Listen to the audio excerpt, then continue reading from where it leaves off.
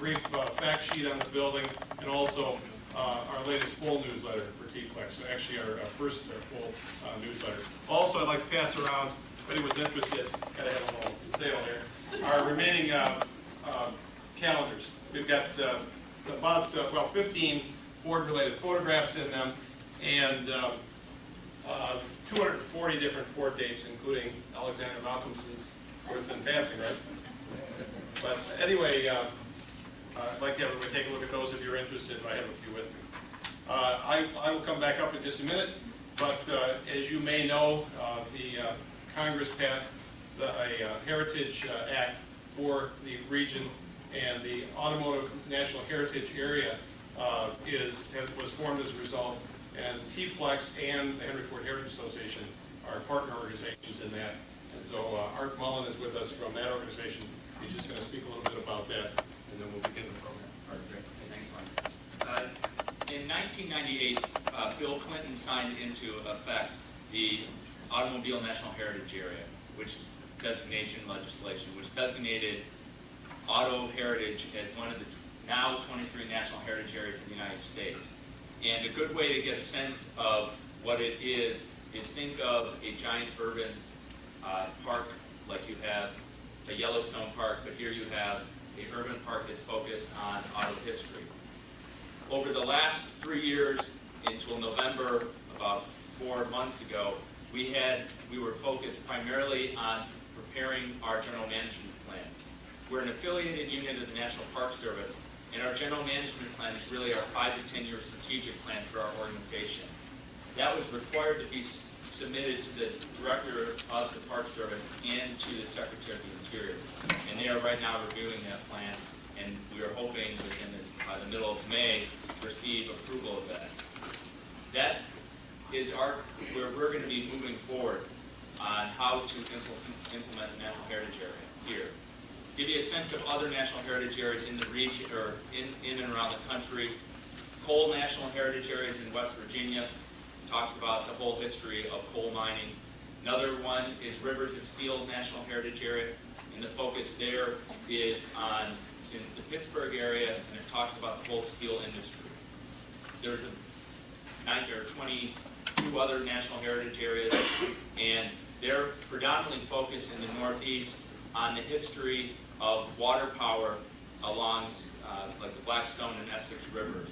So that is how they and what their primary themes are focused around. Also the Erie Canal in the first National Heritage Area was the Illinois-Michigan Canal, which was designated in 1984, and that is the connection between Lake Michigan, the Lake Michigan Basin, and over to the Mississippi Basin. And the whole focus is a public-private partnership. Many people aren't aware of the National Heritage Area program. It was created in the 1980s. The National Park Service in the 30s had the responsibility for cultural and heritage preservation added to that, their responsibility. So that's how we have National Heritage Areas. That's how we have National Historic Landmarks. Those all fall under the National Park Service. So their umbrella was spread in the 30s, and they knew that they were not doing a good job at interpreting the cultural and historic landscapes outside of the national parks. And so they created this public-private partnership. We get $10 million over 14 years. That's $10 million total, not $10 million a year, $10 million in total over 14 years, and we have to match that dollar for dollar locally. Right now, our partner organizations are the big three, the UAW, and of course the National Park Service. We're going into a second phase of fundraising, which will be going into the first tier suppliers, second tier suppliers, the third tier suppliers. So we may be also contacting McLaren. Tier 1. Right. And we've just kicked off at the auto show our membership program. And this is so we've got a membership program. I set out some flyers. I brought 30 of them and set them on every other seat, almost all the way to the back. So if you didn't get one, I can get you one. Some information about us is included. There's a brief piece about the background on the National Heritage Area, about Motor City's Automobile National Heritage Area. This piece is a travel booklet that we prepared last summer. We'll be preparing another one for this summer, and it shows the open heritage sites and museums and everything that you can go to currently, and things you can drive by, like you can drive by the T-Plex plant. So this we're updating currently as we speak. This is our newsletter. This one came out right before Christmas. We're going to be having a new one that's getting ready to go to the printer right now. Up here are some maps about the boundary of the National Heritage Area. We go all the way up to Flint. We go west out to Lansing, south down to Jackson. We include the Irish Hills, and then of course the metro region. And our focus is three things: expand education about the automobile about autos and how it's impacted our region. One of these things is we're working on an educational program with UAW that will be called, which we're calling the Motor Cities Memory Program. We're going to be doing interviews with people who are all different layers. It could be folks who work on the line, all the way up to people who were the chauffeur for, Edsel and Elephant Ford. We're going to be doing, that program will be rolling out in September. So expanding education also includes getting information on MEET, which is the Michigan Educational Aptitude Placement Exam, so that there will be a segment about auto history that will be taught throughout the entire state. Second piece is revitalization. We're working with T-Plex and a bunch of other property owners where we have a grants program that we just announced last week that will help people go out and do bricks and mortar projects.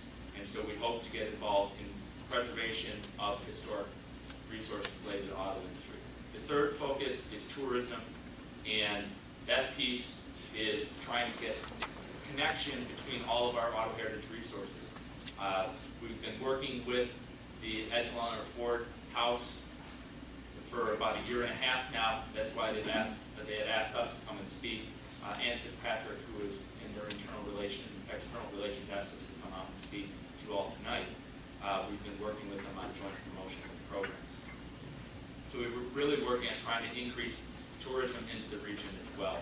And with that is part of why we've got the travel booklet. We have a website that will be identifying all of the events that are tied to auto heritage that are taking place during the summer. And we're also going to have a tour program that rolls out this summer around 9 of the hub gateways. On the map, you can see here are the 9 hub where we're going to start the visitor experiences. Say the Sloan Museum, the Walter P. Chrysler. Over here, along the Detroit River, is at the GM World, which will eventually become GM Heritage Center. They're preparing to build a museum. Henry Ford Museum, Greenfield Village. This is where we're going to be focusing the visitor experience. This summer, you'll be able to go. There'll be a kiosk with information that you can see in that immediate surrounding area, what is open to visitors or what you can drive by. So some of the drive-bys would be like the T-Plex plant and also the EMF plant that's right next door and the Studebaker plant. But you could also go to the Cadillac Sales and Service Building and drive by in that area immediately around the Detroit Historical Museum. So we're working on developing and creating some visitor services around these 9 hubs that are located all the way around the heritage area.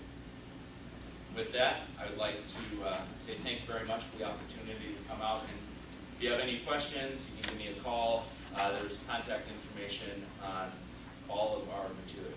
Thank you.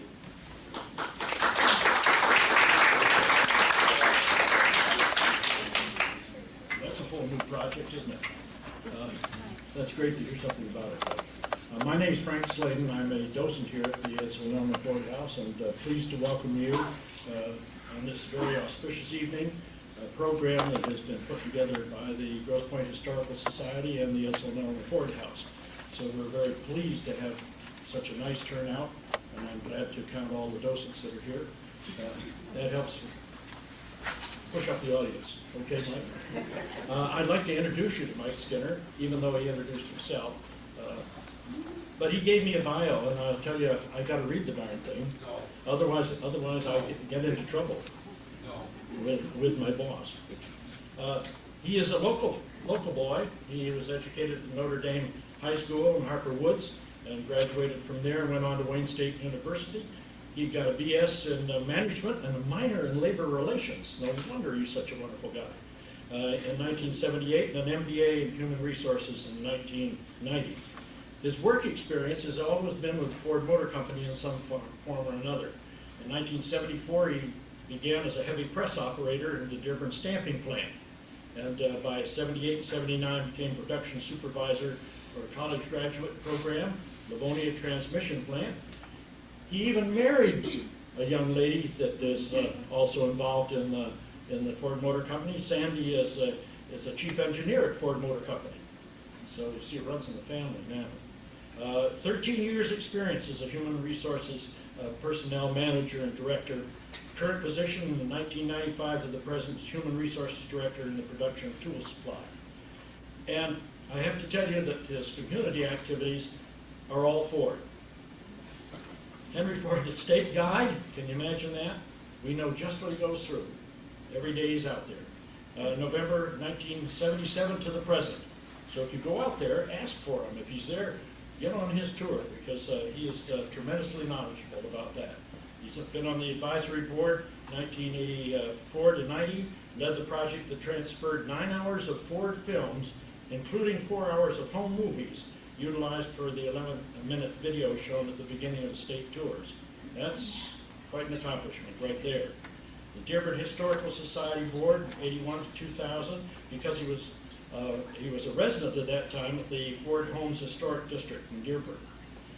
He became the president in 94, 96, and then when he moved to St. Clair Shores, or as he was moving, he turned around and joined the Grosse Pointe Historical Society, was on its board of trustees to the present, still is, we work him hard, and was chairman of the Video Documentary Committee, produced two 28-minute videos. Those are the two videos that you find on the table out there, which are available for sale. Those that are left, there are very few of them now, but the two of them sell for $20. I think we get, what is it? All of them. $10 every time. Oh, but you don't take You're home? thinking of the books. Oh, yeah, I thought maybe you were taking some. Oh, no. And he's been an honorary board member, of course, for life. He was president back in 96 to 98. Henry Ford Heritage Association is one of 31 founding members there and on the board and presently is the president. Now, can you think of anybody else you know in Ford that has done as much of that? I don't believe so. And let me tell you, if you want to have on your in your autobiographies or biographies of you after you're gone from this world, that you have met probably the most important person that is known in this area as a historian, tell them you know Mike Skinner. Michael, you're on.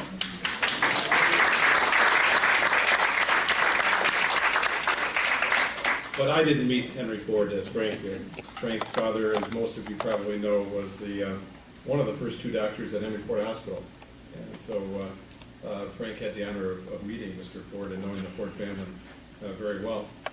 In 1990, we created a group called the Henry Ford Heritage Association. We're up to about 1,000 members in 6 countries, and our mission is to foster interest in the life and accomplishments of Henry Ford and to preserve and interpret sites relating to his life. And that's on our newsletter that you have. The Heritage Association has 2 field trips a year. We have birthday dinner, which my wife refuses to say happy birthday to a man who's been dead for 55 years. But nonetheless, we have a birthday dinner each year, and we have 3 newsletters a year, all for $10 a year for regular membership. So I hope that you'll consider that. It's an interesting group. One of our field trips was in April of 1998, and it was a tour of the Paquette plant. And the gentleman that owned the building at the time, Charlie Wickens, talked about the fact that it was in the Renaissance zone, and that he had this glossy pamphlet of the 1-story warehouse he was going to build on the site. Well, we wouldn't hear of that, and convinced him to allow us to buy the building. And so we created what was called the Paquette Plant Preservation Project. And on April 7th of 2000, ironically the anniversary of Mr. Ford's passing, we closed on the deal. And about that same time, spun off a separate 50c3 called the T-Plex.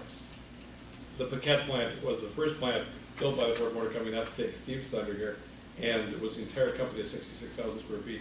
You'll hear more in a moment about why the building is so significant, probably the most significant automotive site left in the world, not just because I'm a Ford buff, but because of the fact the Model T was designed and built there in the beginning.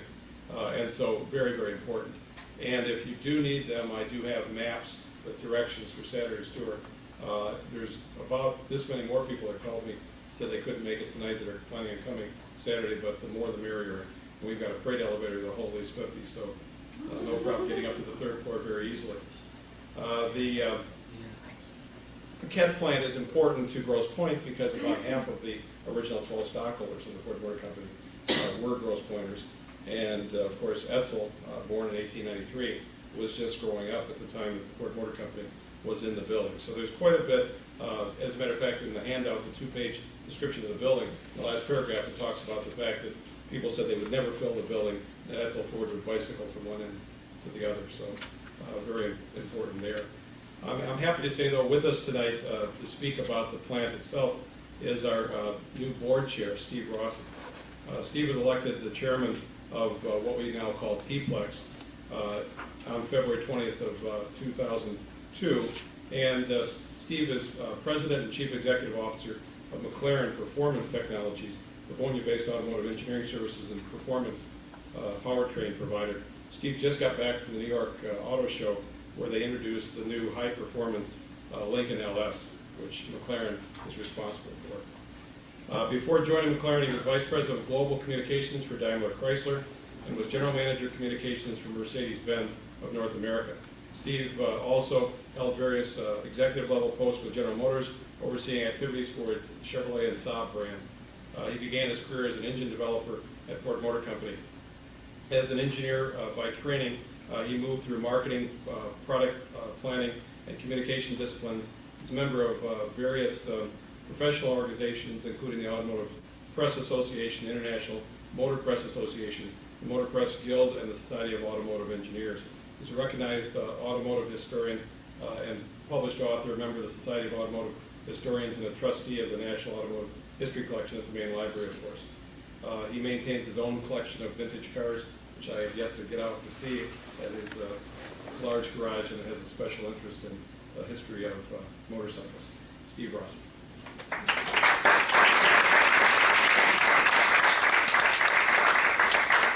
Thank you, Mike. It was very kind of you. I was asked earlier this evening how I ended up here. As someone through the industry, someone connected to history, what a funny combination, this, that, the other thing. I really believe it's a very interesting situation in the auto industry right now because there just aren't enough, in my mind, there aren't enough car people in the car business, you know, and I think the car business would certainly be a much better place if there were more people who really connected to the car world and the automotive thing in the car business. But I think more importantly than that, I think what's even more special is the fact that there are even less people in the car industry who really have a grasp or understanding or feel or concern about the history of the automobile industry, the history of this town and how it related to the car business. So I think it is something special. I think it is unique. Certain people also call it the lunatic fringe in my case because I'm in the industry and also doing this on my own as well. But I think that connection in the automobile industry, being connected to the car business, but also having appreciation for not only cars but automotive history is something that we need more of. So I'm very proud that I was asked to join the Paquette group and nominated to be chairman. And as we move forward, we've got great plans because Paquette is such a very, very important historical landmark in the world of the automobile and the world of the automobile industry. You know that it's the birthplace of the Model T. You know certainly that that's the car that literally put America on wheels. Therefore, it is ultimately the cradle of automotive mass production. It is a cornerstone in the heritage area as well. So we're going to talk a little bit tonight about the Paquette plant, some of the specifics, and give you a little insight into that. and then we will certainly answer some questions for you as well. So I think the first thing, we will start the program here and see if we can get the slide projector on, if we can. That's a great step right there. And we're going to need someone to douse the lights here. Very good. And if I can, good, very good. And if I can even see my notes, that'll be better. It'll be a big help. So what we're going to start with is the first home, actually, of Ford Motor Company from 1903. And what you see here is the former wagon works located on Mack Avenue and Beltline Railway.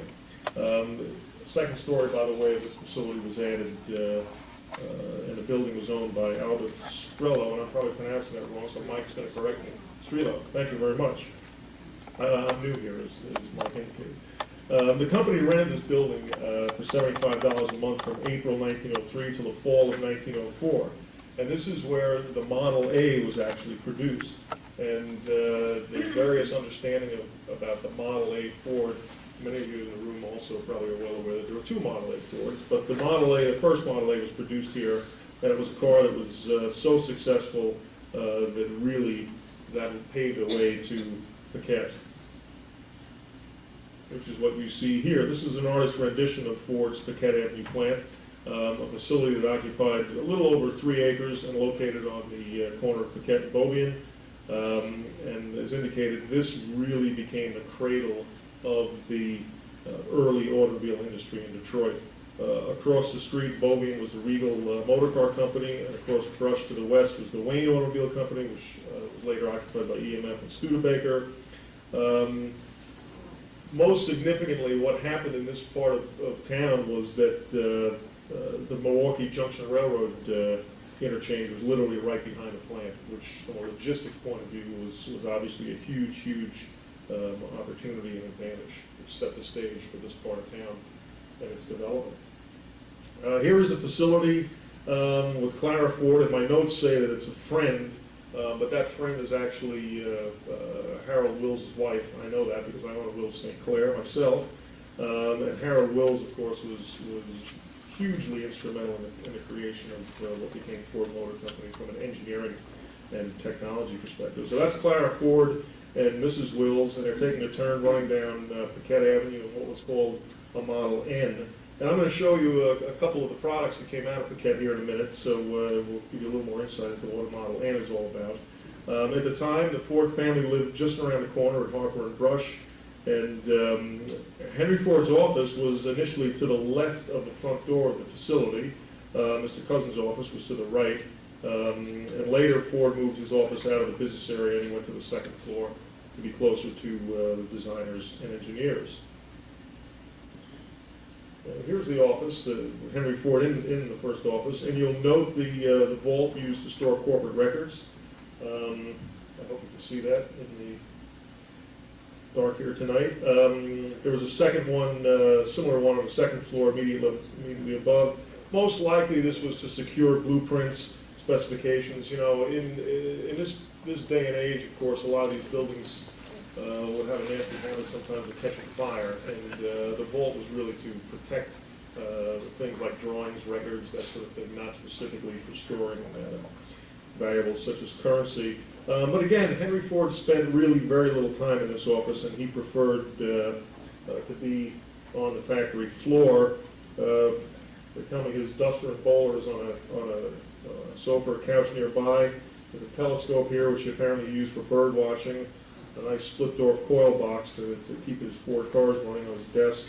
And I guess most significantly, there's a large picture frame back behind him there, and that actually contains portraits of the leading automotive personalities at the time in Detroit. And turns out Henry Ford's picture is top row center, which of course recognized his significance in the industry. Again, while at Paquette, this is the period in which Ford Motor Company actually became the largest manufacturer of automobiles, and so the plant was constantly humming and bustling with activity. What you see here is the yard outside Paquette, looking to the west. You'll note the sign Wayne Automobile Company on the building to the west. Also, you'll see a combined presence of completed Model S Fords and some frames for the first 2,500 or so Model Ts. That indicates that this photograph was taken sometime spring or summer of 1908 during the transition from Model Ns and S's to the first Model Ts. Very quickly, the space, the block, the city block became this beehive of activity. Again, it quickly filled with buildings. It became essentially a complex. And this is the complex as seen across from Brush Street from the roof of the Wayne Motor Car Company. The sign on the Paquette plant reads the home of the celebrated Ford automobiles. And the far left, there's a power plant. Other buildings include a foundry, a metallurgy lab, paint shop, parts storage areas. And so by 1908, the facility reached full capacity, and of course led to the relocation to the larger plant in Highland Park. The planning stages were beginning.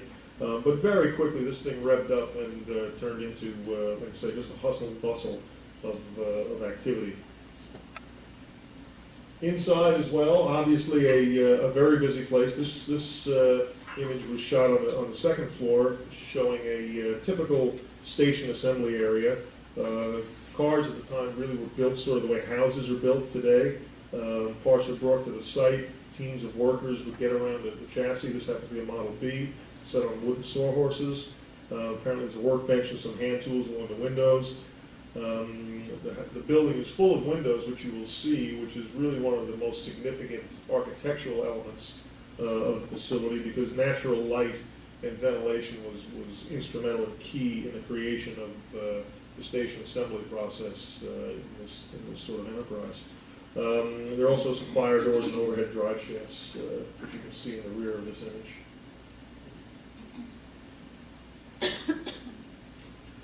This is another assembly and storage area. We're actually on the third floor. Each bay is occupied by a chassis on supports, making it convenient for the workers, reaches their level so they can work on it without hurting their backs too much at the time. The central aisle was normally not occupied by cars. In reality, it's assumed that this photograph was therefore taken really for publicity purposes. Way in the back on a fire door, there's a sign, a stencil sign that says positively no smoking. That sign is still in place. Mike, I think you'll see that on Saturday if you go. So it's pretty cool, I got to tell you. It's it really is somewhat of a time warp walking in there and seeing all this. It's literally been untouched since the day this activity took place. Okay. Very quickly, let's just talk about some of the product. Between 1903 and 1910, Ford Motor Company built 8 different models in Paquette. This first car is 1903 Model A, which came from Mack. Once the bugs were worked out of it, I must tell you that this car sold rather well. It was so well actually that the shareholders really created the optimism and saw the optimism that moved the company to the next level and created a bright future, which authorized essentially the construction of Paquette. This is an 8-horsepower, 2-cylinder car, 2-speed transmission, sold for $850. Again, it was produced at the Mack Avenue facility, which was rented, and then all the subsequent models you will see came from Paquette. But the success of this car is what made the move to Paquette possible. Here you see a Model B from 1904. This was a little bit more of an extravagant automobile. This had an inline 4-cylinder engine with 24 horsepower and sold for approximately $2,000. So this was a move into a much grander sort of domain. Also in 1904 came the Model C. And the Model C was really just an upgraded Model A with some changes, fuel tank repositioning, et cetera, with a slight improvement in the powertrain, taking the output up to about 10 horsepower.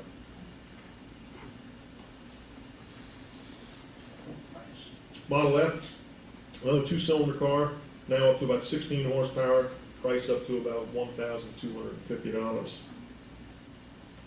And perhaps the ultimate of its day, the Grand Model K from 1906, the inline 6-cylinder car. This is the car that created all the furor within Ford Motor Company at the time with regard to who do we want to be, what's our posture in the market. No, we don't want to build grand cars, we want to build a universal car. It was the Model K that really created all that sort of strife. And ultimately, this is the car that really won out. This is a Model N from 1906. And the Model N was a 4-cylinder, 15-horsepower car, and it was truly the biggest success within the world of Ford Motor Company before the Model T. And this was a $500 car. So here we see the first effort to really create a car for the masses, a car for the people, an affordable car.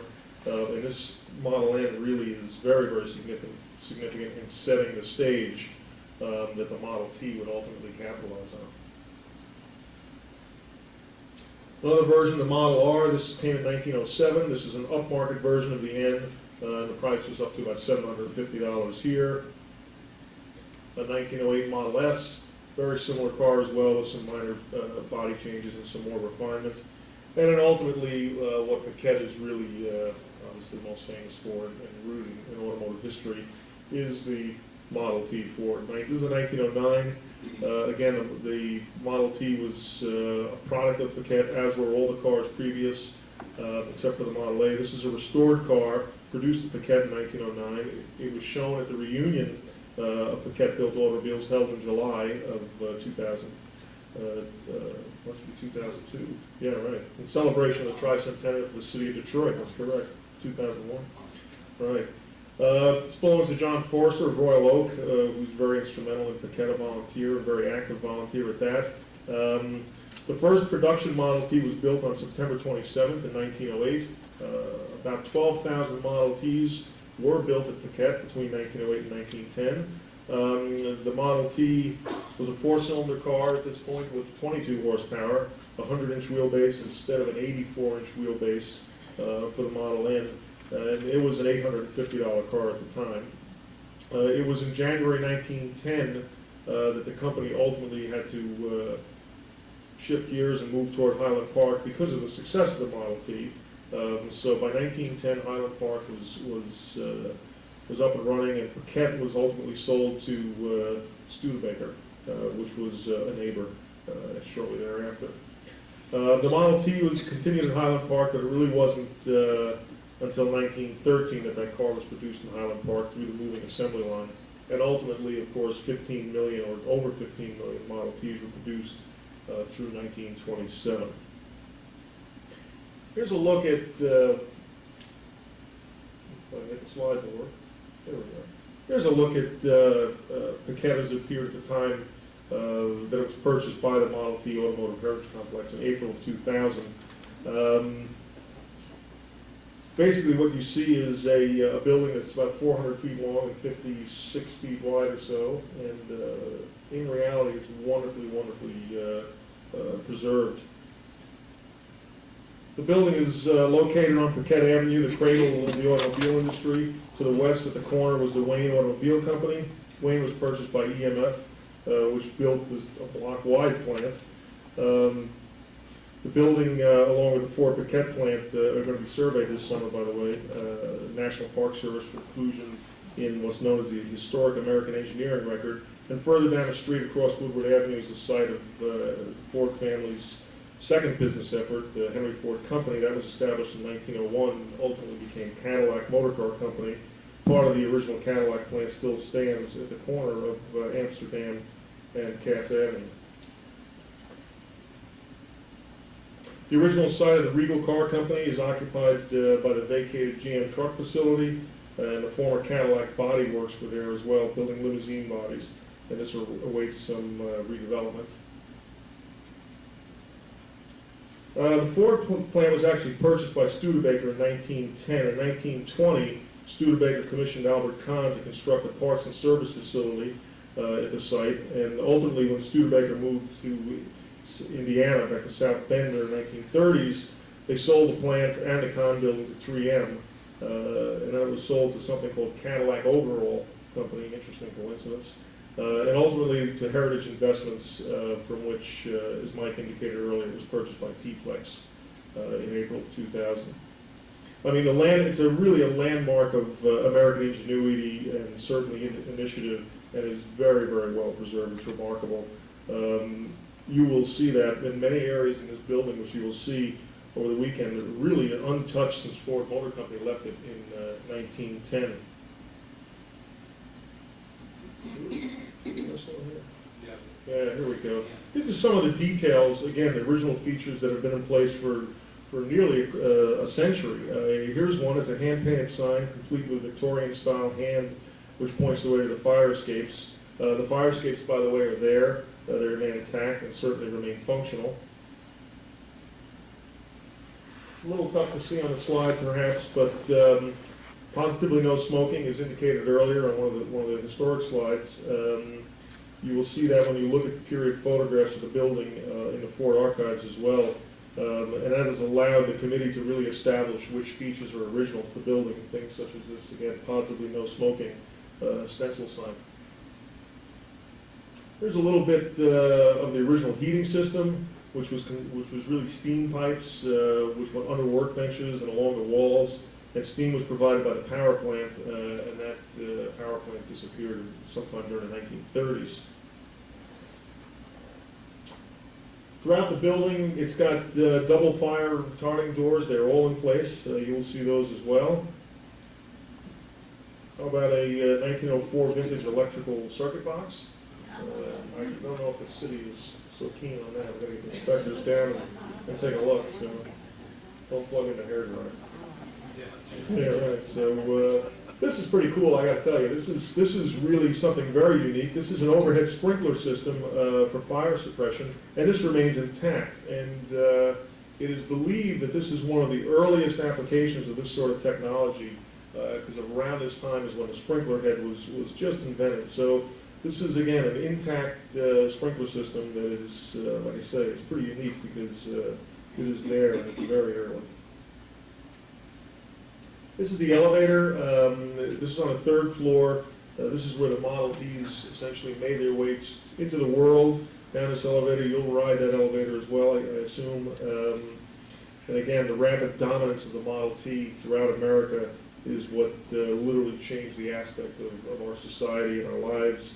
The idea, this revolutionary idea of a universal car, a car to provide transportation to the ordinary citizen, and that an average family could own, was really the major force in shaping life in 20th century America, which of course is what makes Paquette so special.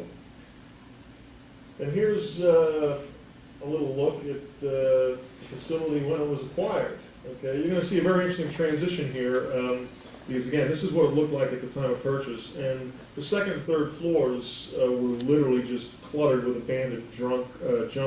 And maybe some drunks too, but I think Mike took care of those guys. He got there early and kicked those out. But there were drums of toxic waste and you name it. So it was, on the one hand, not a pretty picture. Like I say, every area was literally filled with junk, and some of it was actually found homes, but most of it was discarded, or broken up. There was somebody wielding a sledgehammer or doing something to break something up. A lot of things were just broken and hauled up and were thrown out. 30 out, dumpster, there we go. Down she goes. Okay. Good. There you go. That's a nice action. That's called an action shot. Okay, very good. So, yeah. There we go. Here's another site. Again, there was some scrap metal that was dealt with. And there we go. Here we see a group of some heavy lifting, obviously, being required here, with a group of volunteers having at it, which is kind of cool, because many weekends, hundreds of hours of volunteer work to do this, I must tell you, and to really get the building free of debris and ready for some deep cleaning. By the way, that's the gentleman here is John Forrest. The second gentleman is John Forrester, who owns the 1909 Model T we saw earlier. And here we're heading off to the dumpster or what have you. And ultimately, once cleared of junk, you could start to really appreciate the simple elegance and industrial sort of engineering in the building's design. It could really, again, be appreciated, as you see. Another thing about the building, in addition to windows, I will tell you, the floors in this building are remarkably in good shape. Certainly there are scars and gouges and that sort of thing, but in a way that's kind of beautiful, because it really creates sort of a feeling and an echo for the earliest days of the automotive industry in Detroit. So that's kind of something special as well. As is this corner, which may not look it here, but believe it or not, this is ground zero of the 20th century. It's approximately a 12-foot by 18-foot space in the northeast corner on the third floor.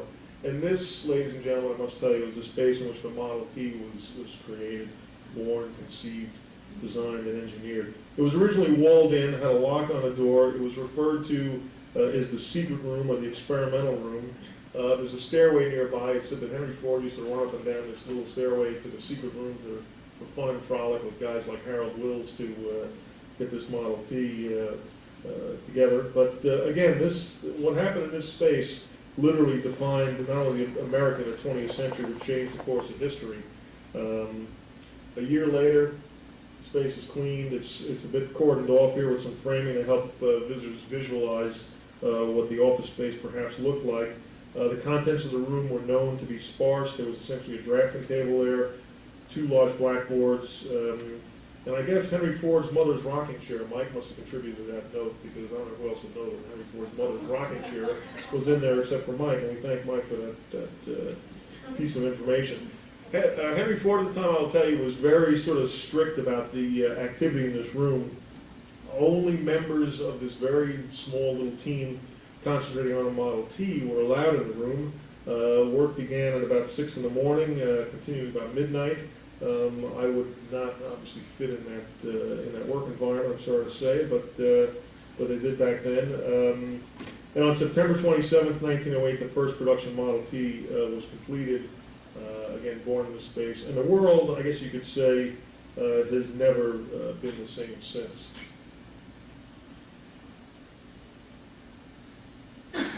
And this is another special moment, you know, having cleaned and cleared the building, having gotten the building ready to open to the public.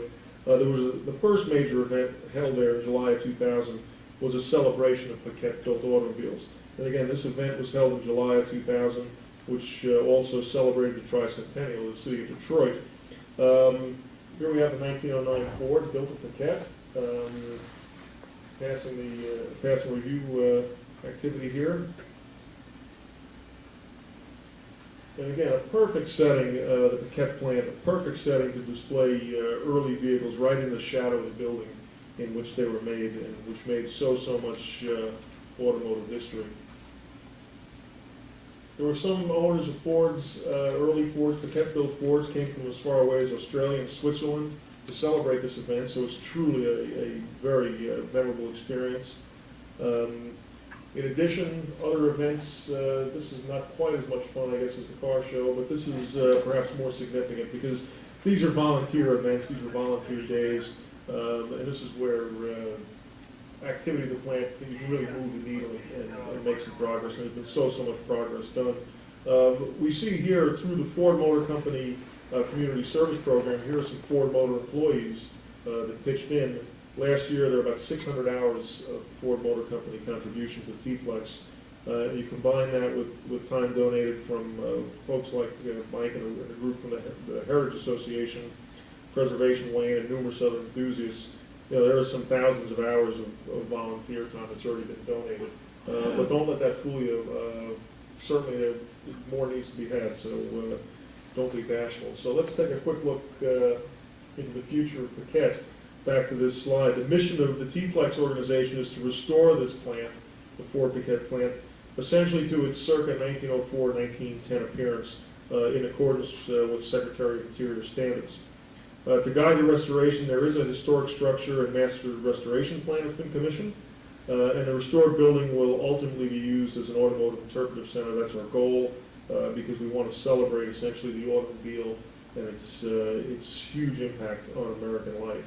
This is as the building stands today, and it's projected about $25,000 is needed to remove the paint, restore the windows, repair some brick, and install a sign.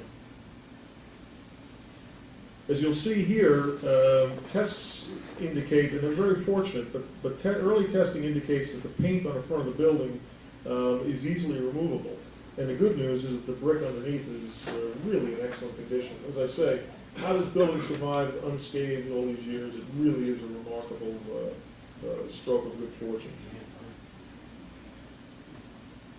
Here's a computer rendering, ultimately how the building will look after the facade is completed. Let me go back and just show you that if you take a look at the facade, you will see that there is the only real sort of violation, if you will, to the structure has been the fact that a garage door has been carved into the front portico there. But the good news is that you go from there to here, and you will see that that is very easily rectified. So, like I say, that's very, very good news. Perhaps the biggest priority, though, I must tell you, are windows. We do have a window campaign, and adopt a window campaign in progress to raise money to support this. But again, since architecturally the building relies so much on ambient lighting and ambient ventilation, I forget the number of windows. It's hundreds, a couple hundred windows certainly. So that is a critical element for the project to get the windows back in shape. So yes, we're looking for folks to adopt windows. We have all the propaganda necessary here. I'm sure that Mike has handed out, and we'd love for you to help us. So that, in a nutshell, is essentially this crown jewel of automotive history that sits a few miles away from here in the city of Detroit. And I think it's fair to say that the historical significance of the Piquette plant is really impossible to exaggerate. You know, Paquette Ford Motor Company truly became the largest automobile manufacturer in America. It set the record, the world record actually, for car production at the time. And oh, by the way, thereby established, you know, American dominance in the industry. So it is really incredible. And then factor in the fact that the Model T was designed there. It was first built there. Again, some 12,000 Model Ts were built there between 1908 and 1910.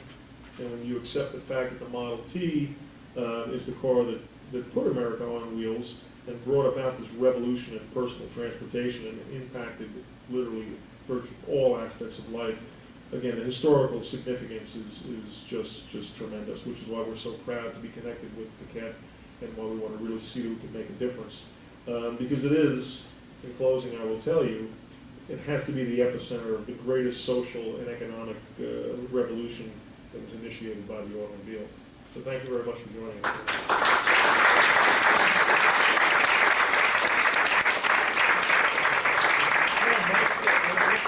Michael, you round out the story a little bit, and then we get questions. Very good. That's the first time Steve has given that presentation. Sir? Did a great job. Yes, sir. May I ask you a question? Feel free. We're known as the automobile capital of the world. Are we still with all this more competition? Well, it depends how you would define that. If you define the automobile capital of the world in volume, as a single nation, the answer is yes. We still are? Yeah. Okay. No, if it was a single nation. Single nation. I'm in the world. Let's talk about the world. No, but if you, it depends how you All these cars categorize. are coming from all over the world. Right. And they're selling here. Right. Why do we allow this? And Why do we they're allow not it? working. This is America, this is the land of, you gotta remember, the one thing we are not, and I think it's hugely important to realize that you cannot look at this business today as the American automobile industry. You know, if you do, you can't look at it as the American automobile industry. You must look at the business today as that we're a global industry. And there is no doubt you must compete on a global level. And that is one thing that the domestic automobile industry is starting to do very, very well. There's no doubt about it. So I can tell you that it is a global industry, not an American industry, and there is no doubt that America is competing head-on at this point in the industry. Did we lose our way? Absolutely. Are we rebounding? You bet. By the way, the plant, is it between Rush Street and John R? No, Brush and Bobia.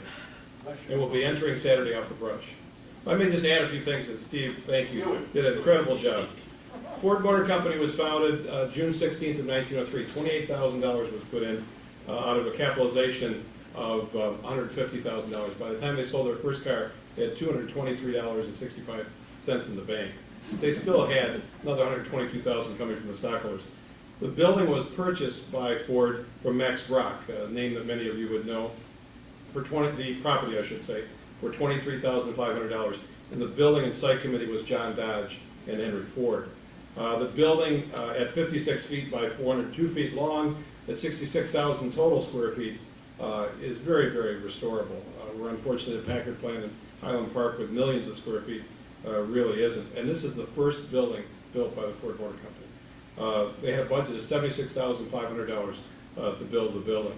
The 1907 photograph of automotive manufacturers contains over a dozen Grosse pointers. I have a copy of that I'll bring you down for the tour on Saturday. The C. Harold Wills that's mentioned so often in the story, he was the only non-stockholder in the Ford Motor Company that received a dividend. He designed the Model T basically, and Mr. Ford paid him $1.2 million over the years until he left to found the city of Marysville, naming after his mother, coming out with the Will St. Clair, and he lived at 930 Lakeshore. Most of you have known as the Bill Williams house for many, many years. The next point that I wanted to add was the Model K, the big six-cylinder car. Sarah, raise your hand and wave. Come on. Sarah is the granddaughter of Alexander Malcolmson, and Mr. Malcolmson basically put the Ford Motor Company together. If you go down the Hart Plaza next to the Dodge Fountain, is the founding site of the Ford Motor Company, the site of the Malcolmson Coal Company. Burns as bright as sunshine, right? Was the slogan. Hotter than sunshine. Thank you. You got me. You're right. But Mr. Malcolmson supported the Model K where Mr. Ford wanted to build a car for the masses. And Mr. Malcolmson was pushed out, received $175,000. If he had stayed in until the rest of the stockholders sold out to Mr. Ford in 1919, that was $65 million worth of stock.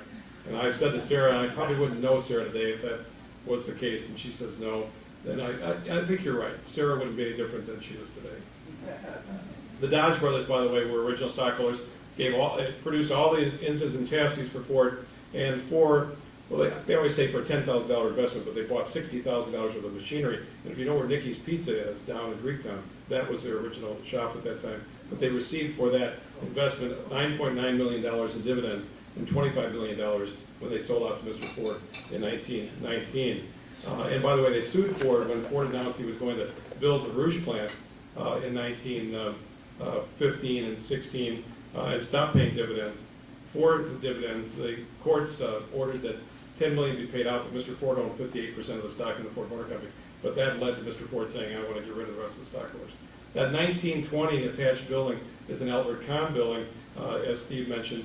The Henry Ford Health System has their medical records in there right now, and then also the linen company that is renting the first floor of the original building from us and is basically paying our land contract has their vehicles on the first floor. We have the first right of refusal on that building. The fire doors that section off the four sections of the building on each floor that you'll see were as a result of the Oldsmobile fire in Detroit in 1901. And the elevator, while the original elevator is there, we'll be going up on the 1926 freight elevator. I'll be carrying a cell phone in case it stops. No, I'm just kidding. But we have the bell working now. Actually, a parachute would work too. It's only 3 stories. We can rappel down the side of the building. But no, it hasn't broken down in a while. There were 10 30-yard dumpsters that we took out, and that Ford Public Service program really has been very instrumental in getting the place cleaned out. The rocking chair, we'll have a rocking chair down there if you'd like to have your picture taken in the site of the, that's really a popular thing every time we have a tour. Everybody wants to sit in the rocking chair. If you look through the newsletter, you'll see a picture of our first legatee day, the descendants of the original workers and stockholders. Sarah's in that picture, and not in the Henry Ford Heritage Association newsletter, but rather in the T-Plex newsletter, and Sarah's in that photograph, of course, last May. The Model T, I mean, the car of the century, Henry Ford, the businessman of the century. Over 15 million Model Ts were built, and at 1924 at its peak, at the cheapest price of $260, they sold 2.1 million vehicles, represented 57% of the U.S. market and 50% of the world market. There are many countries where the only English word that people knew was the word Ford, of course. The other point I wanted to make was the front of the building was painted in 1980, and as Steve says, that was just an hour of work to clean off that one section, but we do have to raise the funds for that. And Steve also mentioned some of the people that had cars there. Jim Cooper, who has started a private museum in Australia, had purchased that week a Model K. There's only 18 or 19 left in existence in Ohio, shipped it up here, and then it went back into the container and went off to Australia, unfortunately. But he's a great guy. And the Henry Ford Heritage Association, through our 1,100 members, I know some of them are here tonight, we raised $85,000 of the $300,000 purchase price for the $40,000 down payment and the $45,000 historical survey. So I do want to give us a little bit of plug there. And honestly, our board didn't want to be a landlord, and so we spun off a separate 501c3. And Gerald Mitchell, Dr. Gerald Mitchell, who has really spearheaded things, is the owner of the Edison Avenue Ford house, the house that the Fords lived in before Fairlane, and he retired this past June as professor of anatomy at Wayne State University to take this project on full time. So with Steve and with Jerry and Randy Mason, one of our VPs, who's the retired curator of transportation at the Henry Ford Museum, and 23 years in a row now? How many years have you been at Hershey together? Oh, yeah, It seems 23, like 24 the years. world's largest car show and swap meet, which is always fun in October. But if I can open it up for questions then, I want to thank you again all for coming. Ed, and then John, just a second. I'm sorry, Ed? Mike, do you have any feeling that in 1904, this plant was being built right on the edge of the urban sprawl of that day? Probably was just farmland. They Most definitely. But remember Milwaukee Junction. That is the loop train route around there, and that's why that whole section along Paquette was so important at that time. Then the next set of railroad tracks went out to Highland Park. They moved out there, and it's continued, as you know, as in a wave along with the residents of the city, unfortunately. But yeah, that was very much on the edge of the city. It was the rail, it was the the railroad. sticks, but with Yes. the rail being there, let's go out there, and it grew up right around it. Go ahead. In other words, they didn't have to tear down a row of houses to build the plant. Not at all, not at all. By the way, Ed Hebb is Thomas Edison at the Henry Ford Estate, and also a guide over with me at the Henry Ford Estate. I want to thank him for coming. John? I assume the. And this is Mr. Lisa Gandolo. Yeah. Oh, good. That's true. The windows are wood, Yes, yes. wooden frame? Yeah. And are they gonna be replaced with wood frame? No, actually, we're hoping, in about half the cases, they won't have to be replaced. And you saw it at its worst. We have every window covered and have taken care of the pigeon problem. But we have had the wood restoration people from the Edison Institute, Greenfield Village, of course, and they've removed one completely, and you'll see it sitting on the floor when we go through on Saturday. I thought Steve said that the window restoration was like $25,000? No, actually, if we had it professionally done, but we have a lot of woodworking professionals that are going to help us out. We have an estimate, well, we have one quote of $775,000. I got the study and the plan to create it, but no, it's a huge, We figure about a third of that, though, very honestly. you'll see, when We'll be able if to you do it. visit the plant, you'll see the significance of the windows. Mahogany windows? So, Frame? No, I don't believe so. They seem to be, I'm not sure. I'm not even sure either. I hate to admit, I wasn't there when it, yeah, I was covering a couple recently, and it seemed, it was hardwood. I believe it was beech or oak, but the more I think about it, they're not pine, but if you come down, we'll take a look at one close up. Al lived in the Provençal warehouse, by the way, many years ago. How long will the tour take? Well, that's the one thing. Speaking of the Provençal warehouse, if you haven't been to the oldest remaining house in Grosse Pointe, we have tours there on Saturday from 1 to 4. And since I have to do that, we will be done by noon. No, the tour of Paquette takes about an hour, but Dearborn Cable's coming down out at 9:30, and we'll be filming part of the tour. And so we may be there till 11:30, but we can do it in an hour. We'll definitely be completely gone by 11:30, quarter to 12, so I can leave by noon, lock up and leave. How many years has the building been vacant? It hasn't been vacant, but only the first floor has been heated for about a decade. As Steve mentioned, 3M purchased the building from Studebaker. Studebaker bought EMF, and all of their automobiles were built here until the mid-teens, and they were still building just wagons in South Bend. But in '33, with the depression, they moved all of their car production to South Bend, sold the building. 3M owned it till '63, then Cadillac Linen, and went through a variety of owners, including the city at one point. And so the second and third floor are not currently heated. Although the second floor, there's such a radiant heat from the first floor. Now that the windows are sealed, the second floor is The top basically two heated. floors, the top two floors are virtually untouched. I mean, they are virtually untouched since, As a result of the building, the district was termed as a business district, not a residential. Most definitely, although Wayne State University announced about a year and a half ago that everything from the Chrysler Freeway to Woodward, from the Ford Freeway up to the Boulevard, is going to become a new research park, and we're in the center of that. And so that's exciting, and yet they're building brand-new housing right across the street from Paquette. And so that area is going to come back.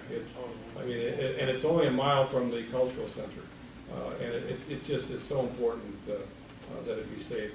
It will be. And as Steve mentioned, I remember the first time I walked into the third floor, maybe because I'm a Ford buff, but it's never been repainted. It is like going into a time warp, and you're back in 1907, and they're designing the Model T in the corner. Incredible. Yes. I assume that was Mr. just into the Ford Motor Company at that time. And I know where the powertrain came from. So knowing how much space there is, I just assumed everything was purchased from outside.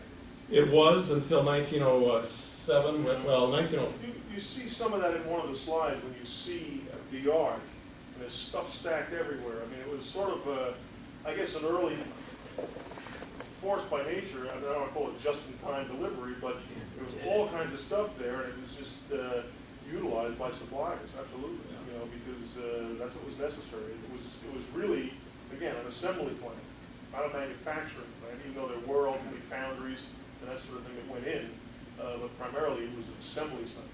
Well, one of the things that helped push Mr. Malcolmson out, frankly, is and we'll talk about this on the tour, was the creation of the Henry Ford Manufacturing Company, which wasn't owned by all the stockholders, only a portion of them, and then that was rolled into the company in 1907. So by 6-7, they were building quite a few parts, but it wasn't until 1911, with the completion of the basic buildings at Highland Park, that Ford really became more than an assembly company. But if you can imagine, Steve mentioned it became the largest automobile company in the world in 1907. At that same time, they set a record of 101 Model Ns on the third floor, and every one of those in a 9-hour shift had to be brought down in that elevator. I would not have wanted to have been the operator that day. It seems kind of inefficient for Ford to put it on the third floor, the chassis, Sure, they make sure. it on the third floor. Well, some were made on the second and third, on the second floor.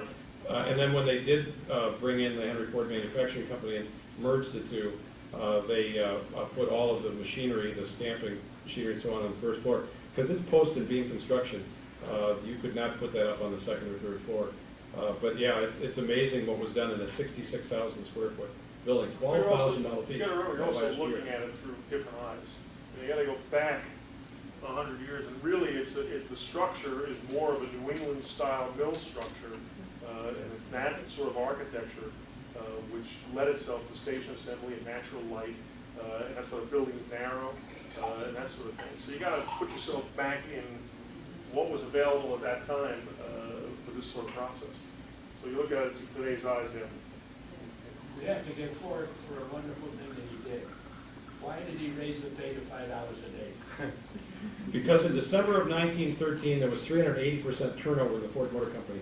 It was a wonderful thing to do. We cut the workday from 9 hours to 8 hours, but it was necessary because quality and productivity were way down, and they were having a tough time attracting people because starting in April of the previous year, we started acting the moving assembly line, and all the people that had come from the stove industry and other places in Detroit that considered themselves craftsmen were quitting because they didn't want to put just one piece on a vehicle, on a moving assembly line. And so he had to do that. But raising the wages from $2.34 to $5 also made him world famous. And so it was good for the workers, but it was very, very good for the company. And it was paid back, it said, in 1 year through the added profitability of the company as a result of increased May I sales. ask one more question and I'll Please. shut the big Oh, no, please do. No problem. Why was he so upset about the Jews?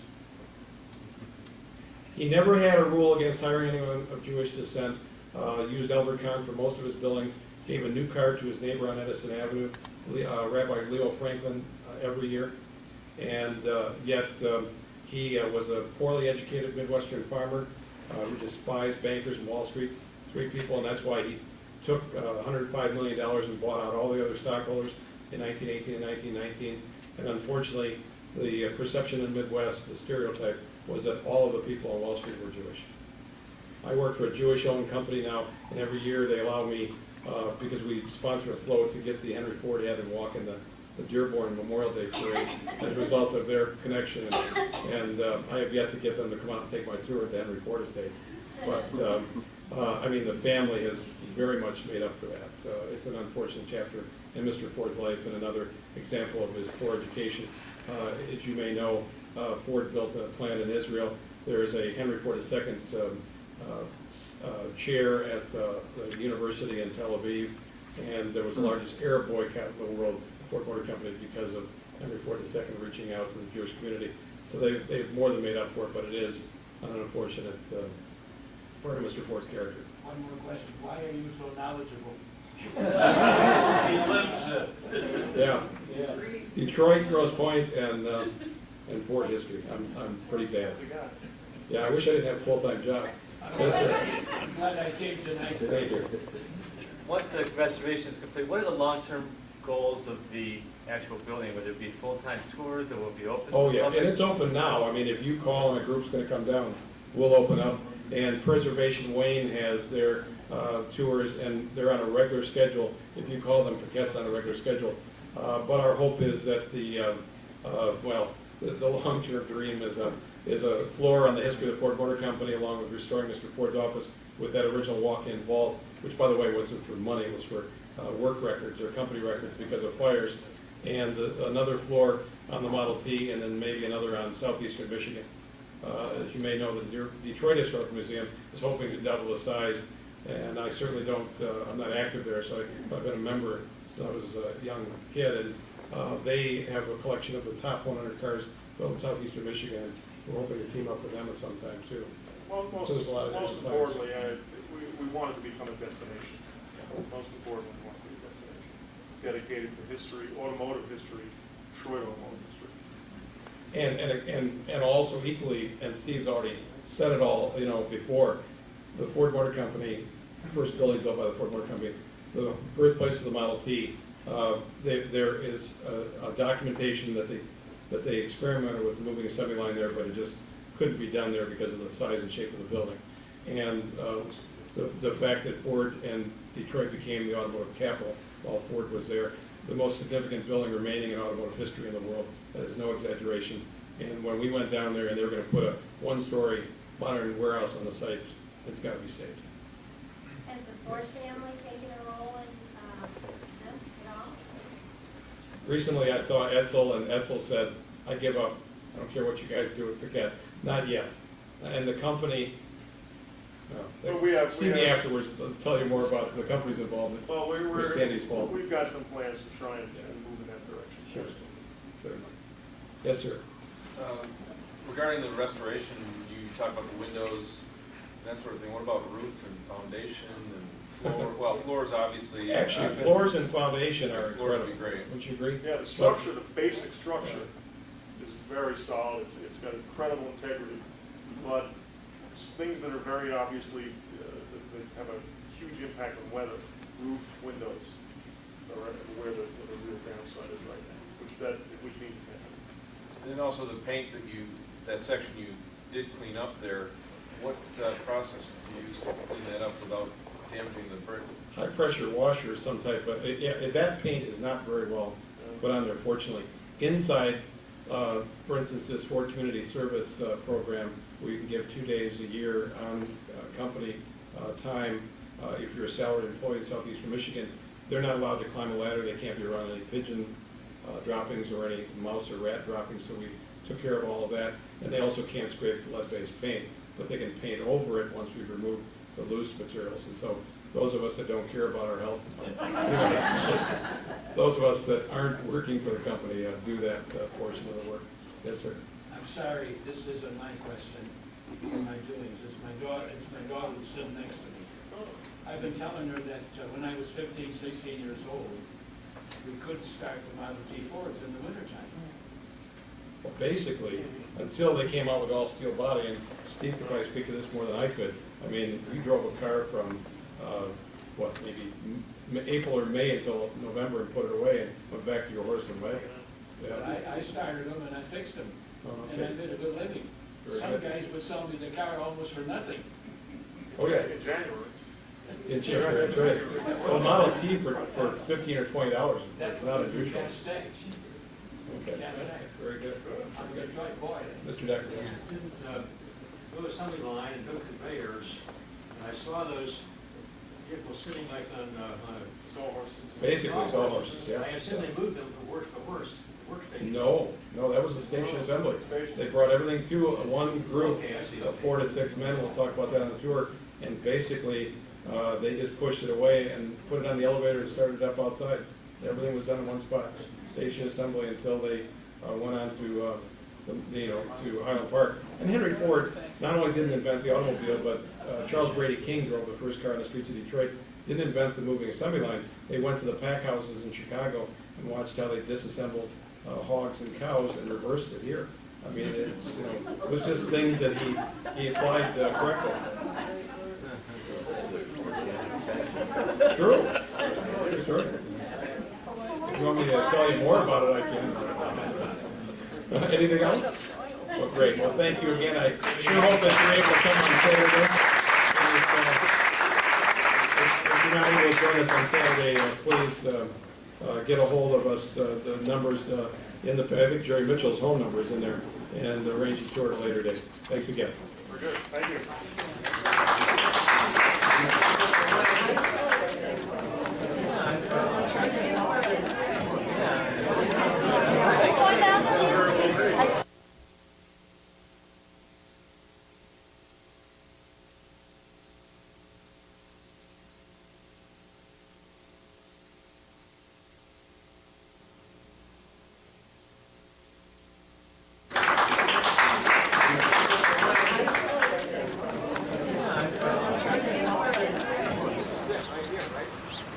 This is it.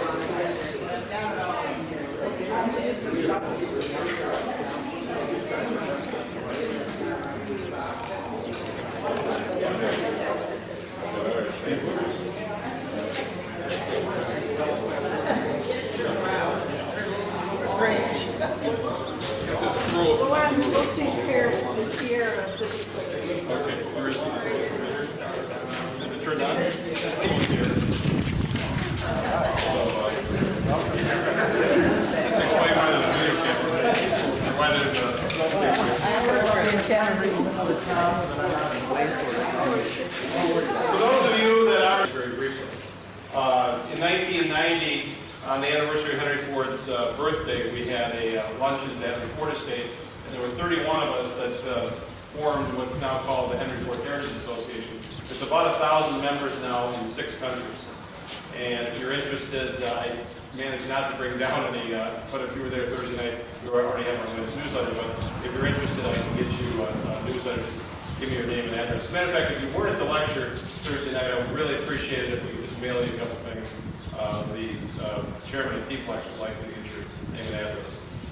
The Henry Ford Heritage Association has 2 field trips a year. Next Saturday, hopefully, it'll be a lot warmer than this.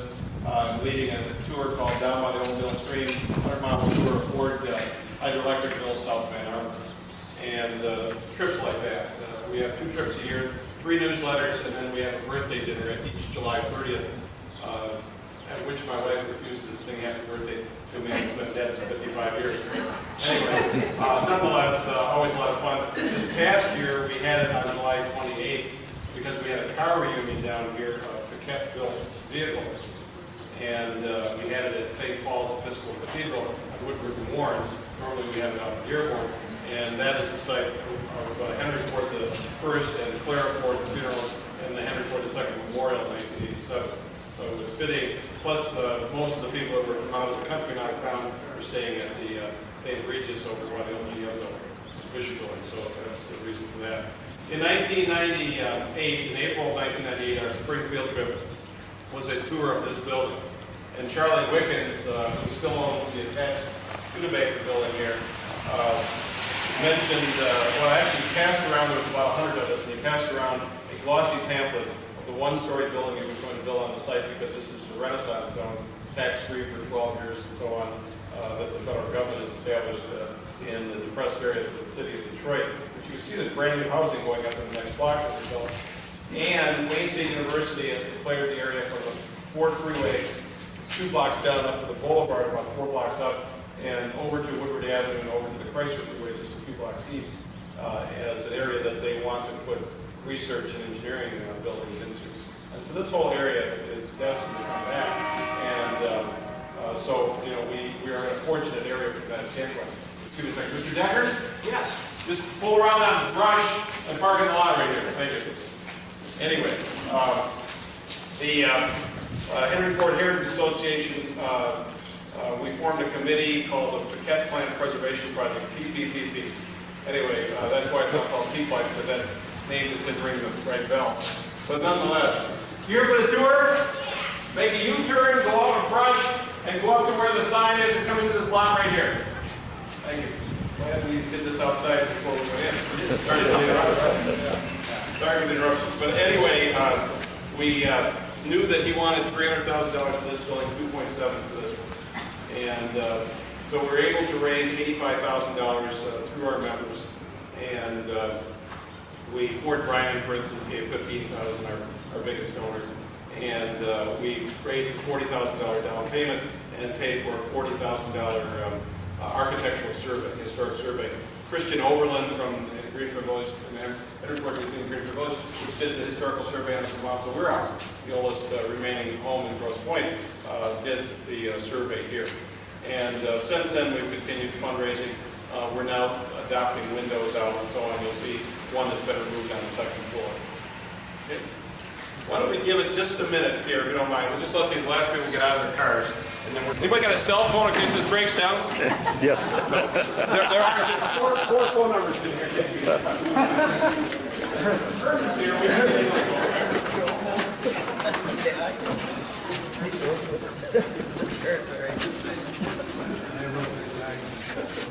Well, no, actually, that's a good question when it was inspected, but it was last repaired about a month ago. Yeah. All kidding aside, it's a building all heated, and all of their general offices are on the first floor.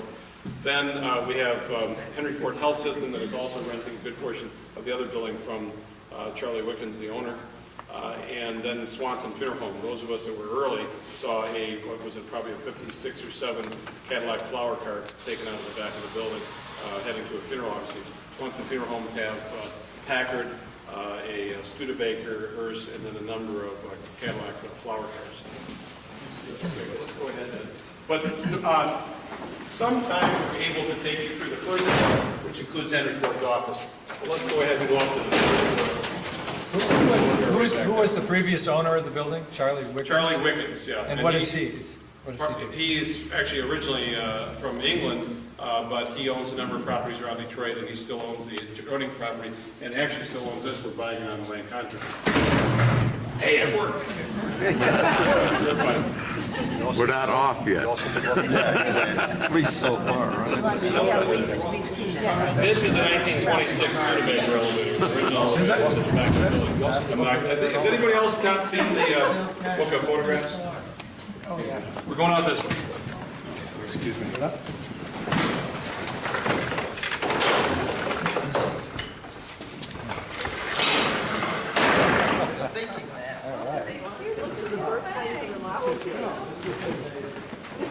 Now, for those of you that weren't here Thursday, there's like 3 of each. So please, if you're not interested, don't take one.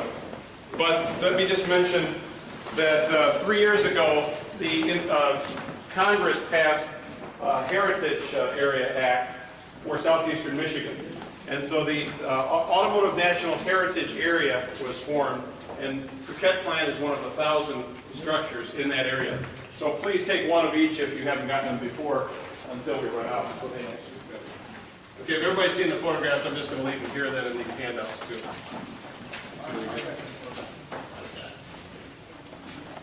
Covering the building. On August 15th of 1902, Henry Ford formed a company with Alexander Malcolmson and Ford, or Ford Malcolmson, I'm sorry. He'd had two previous companies fail. As you may know, he had risen to become the chief engineer for the Edison Illuminating Company down on Washington Boulevard, and on August the 15th of 1899, he resigned from Edison to start the Detroit Automobile Company. That failed within 6 months. Then they formed the Detroit Automobile, the Macmillans and so on, and that was the Henry Ford Company. Henry Ford Company also failed within 6 months and was reformed with all the original stockholders except for Mr. Ford as Cadillac Motor Car Company. That's why the 1903 Cadillac and Ford are identical because the Ford designed the bodies for both. They were built by the same company, but the Cadillac had the one-cylinder Leland engine, and the Ford had the two-cylinder Cadillac engine. Without going too far into that story, Leland then sold out to General Motors and started Lincoln in 1917, went bankrupt in 1922, and Ford bought Lincoln for $8.5 million. And so it went full circle back to Henry Ford. The Ford Motor Company was formed either June 16th or June 17th of 1903, whether you think in terms of the papers of incorporation being signed at the Malcolmson Coal Company building down where Hart Plaza is now, next to the Dodge Fountain. There's a state historic marker on the founding of the Ford Motor Company, or when the papers reached Lansing on June 17th, which they were stamped, and that's really when you become incorporated. So there's kind of a quandary as to whether or not they're going to change that for the 100th anniversary of the company next year. The Ford Motor Company rented for $75 a month the Mack Avenue Plant at Mack Avenue in Bellevue, and in October of 1903 had grown so quickly that they added a second floor. You saw the picture of the 1903 Model A. All Model A, 1,708 of them, were built at Mack Avenue. On April the 1st of 1904, at a special board meeting, John Dodge and Henry Ford were chosen, and Henry Ford was general manager, John Dodge vice president of the company. The Dodge brothers, of course, were original stockholders, putting in $10,000 and also buying $60,000 for the machinery, for the machine shop down in Bogan, where Mickey's restaurant is near Greektown. That's the original Dodge brothers machine shop.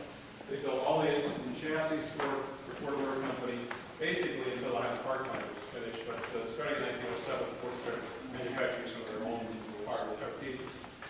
They were set as established as the building committee, Henry Ford and John Dodge, and they bought 3.11 acres from Max Brock on this site later that year, and then were given a budget of $76,500. So this is the very first building built by Ford Motor Company. Let me just talk a little bit about the site. The original lot was 430 by 300 feet, adjacent to the Michigan Central Railroad tracks, an area known as Milwaukee Junction. That building right next door was GM truck and bus chassis until 2 years ago. The white building you see in the distance, sticking up above it, is Fisher Body number 10, I believe. The Regal Automobile Company was here, and 3 other automobile companies that I'm not going to say I remember the name of at this point. They chose this of the firm of Field, Kitchen and Smith, Kitchen and Grills, and work began on May 10th of 1904, and the building was occupied starting on December 1st, 1904. 402 feet long, 56 feet wide, and since John Dodge, of course, has all engine transmission chassis, basically this was just an assembly company at this time. No foundry was included in the design as a result. The facility was meant to serve exclusively as a site for assembly of vehicles. Here the company assembled the Model T. Now all of the A's was out there that came out with B, the Model C, the F, later on the 6-cylinder K, the Model N, which was really the forerunner to the Model T, and the R's and S's. And approximately the first 12,000 Model T's were built. The Detroit Free Press in May of 1904 described the building as 10 times the size of the current plant in the Mack Avenue. First Model T was assembled here September 27th, 1908. And you saw the picture of the front of the building. The photograph of Mrs. Ford with the other woman in the Model N is Mrs. C. Harold Wills. Child Harold Wills, so you obviously know why he went by his middle name. Harold Wills was the only non-stockholder in the company that received a dividend. Henry Ford gave him a portion of his dividends, And so over the years, he received $1.2 million. He basically was the lead designer on the Model T. And so Mr. Ford rewarded him in that way. He then left Ford Motor Company and founded the city of Marysville, named after his mother, and built the Will St. Clair automobile, buried at Woodlawn Cemetery near Edsel and Benson Ford and other Fords. He lived at 930 Lakeshore, Gene, Bill Williams' house, the one next to Twin Gates. I can't think of what they call it, but the one that has that, used to, for many years, the carriage house in front, nearest the street was red, painted red, kind of a colonial home. But anyway, that was where he lived at Grosse Pointe. So there's a number of Grosse Pointers, obviously, tied to the Ford Motor Company. The office on the first floor, which unfortunately we will not see, although you'll see the concrete roof, you might say, of the vault when we go down to the second floor. It was the first office of Henry Ford on the right corner. So it's directly below us 2 floors near that steel roll-down door with Mr. Cousins on the left in the front of the building. After resigning as general manager of Ford Motor Company on October 12, 1915, Mr. Cousins became Detroit police commissioner. And then after selling his stock in 1919 for $29 million, remember, James Cousins put in $2,500, actually $2,400 plus $100 from his aunt, who walked away with over $100,000. But he received $29,308,857 and had received $9.9 million in dividends during that 16-year period. He then became mayor of Detroit, an office he held until 1924, and U.S. Senator from 24 to 25, and again from 1930 to 1936. Ford Motor Company was incorporated with a $150,000 incorporation, but only $28,000 was put in, with $10,000 that was coming from Alexander Malcolmson's uncle's funds, John S. Gray, John Simpson Gray. I have a photograph, or actually a pastel of him up here. And he insisted on becoming president of the company and being able to sell out at any time. And right before his death, he made the statement that the company was never going to make it, that the automobile was basically a passing thing, fad and a plaything for the rich. Anyway, July 6, 1906, Henry Ford became president at that point. By July 17, 1904, just 1 year after the business had been formed, by the way, by the time they shipped their first Model A on July 15th of 1903, they had $223.65 left in the account. Now, the other stockholders still owed the company $122,000, a $150,000 corporation, but most of them did not have the money to put in. They just promised the money. And by the way, Charles Bennett, who owned Daisy Rifle, was from Plymouth, Michigan, was one of the other stockholders, and we'll go through the whole list later on if you'd like. Anyway, after 1 year and a month, they gave out $98,000 to the original 12 stockholders. So basically, they've gotten almost all of their money back. The thing to remember as you're going through here is that when they first moved in here, Henry Ford was 41 years old. He'd had 2 previous companies fail. It was a month from his 40th birthday when he founded the Ford Motor Company. And his father, who lived until 1905, was another person who would talk about his other sons who were successful, his daughters who married successful men, and Henry was working on crazy mechanical experiments. Thought he was nuts when he resigned from Edison. Production jumped from 1,700 cars per year to over 14,000 the last year. Annual sales climbed from 1.2 million in 1904 to 9 million in 1909, the last full year of production here before they moved to the 56-acre site at Highland Park. Net income grew from 246,000 in 1903-04 to 3,062,000 in 1909, and that's after paying out dividends to the stockholders. So how many cars did they produce in 1909? 12,000? Over 12,000. Yeah. Employment climbed from an average of 300 men in 1904 to, if you can imagine, the buildings on this site, 1,655. When Mr. Ford moved into this office, he was general manager and owned 25.5% of the company. In 1906, upon the death of John Gray, he became president, bought out a number of stockholders in 1967, bringing him to 58% of the stock in the company, giving him total control of the company. And Henry and Claire Ford rented a duplex, which unfortunately was torn down a few years ago, 1 block down and 1 block over on John R. and Harper, when they occupied this building. And then in 1908, at a cost of $283,253, they built the Edison Avenue house in the Boston Edison neighborhood, living there until December of 1915 when they finished Fairlane and moved to Fairlane. Ford adopted a 9-hour day shortly after moving in here, when the rest of the industry was working 55 to 60 hours a week. And over $3 million in dividends have been paid to the stockholders by the end of 1909. The walk-in fireproof vault that was in Mr. Ford's office, you saw a picture of Mr. Ford in his office with the vault door next to him, was primarily for company records because of fires. Mr. Ford not only led the company from this office, but he oversaw the Selden patent suit. You're probably familiar with that if you're an automotive history buff. George P. Selden was charging a royalty of 1.25% through the Association of Licensed Automobile Manufacturers, and that suit dragged on until 1911, when Henry Ford, basically the Ford Motor Company, won the suit and removed the royalty from all other companies in the industry too, besides Ford. Sales were very seasonal. Cars were wood bodied, they broke down a lot. You only drove your car from Easter until Thanksgiving. You went back to your wagon with your horse in the winter during the years that they would have been here. Here, Mr. Ford and Mr. Cousins developed a dealer network, and also here, seeing an unsystematic, cluttered rooms, Mr. Ford and his chief associates began to ponder the arrangement of a moving assembly line. In 1906, Mr. Ford developed the principle of ever larger numbers of identical cars made at ever lower prices, and thus raised the automobile out of the list of luxuries and bringing it to the point where it was almost an average citizen could afford it, which then happened with the Model T shortly after.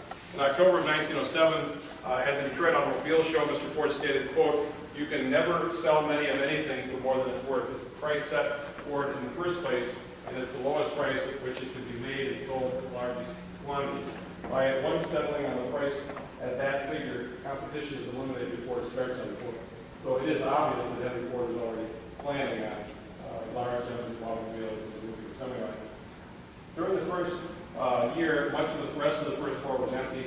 In addition, Mr. Ford, Mr. Cousins, Frank Smith, company bookkeeper, at a private office. The adjoining area was offices for stenographers, bookkeepers, sales, and marketing in the front section. Every one, by the way, the Oldsmobile plant burned in 1901, and so even though this is still post-convened, there were 4 sections put in here to cut a fire off with brick walls between each one. And so the first floor was empty except for the front section. While much of the vehicle testing was completed outside, some took place at the rear of the first level, and the first floor was eventually the machine shop, electrical department, shipping room, as the company assumed manufacturing in 1907 through 1909. Heavy machinery was located on this level because the wood frame building wouldn't handle it alone. Let's go ahead and we'll move down to the third floor. We have 6 4-foot by 8-foot displays that I thought would be here today. They're on loan from the Ruther Library. They didn't come back.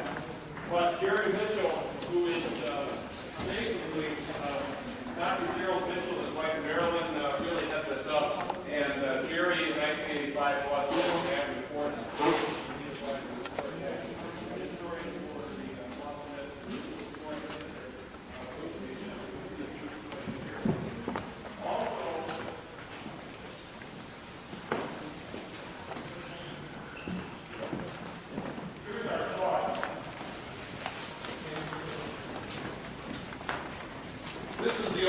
Automobile company became part of Studebaker.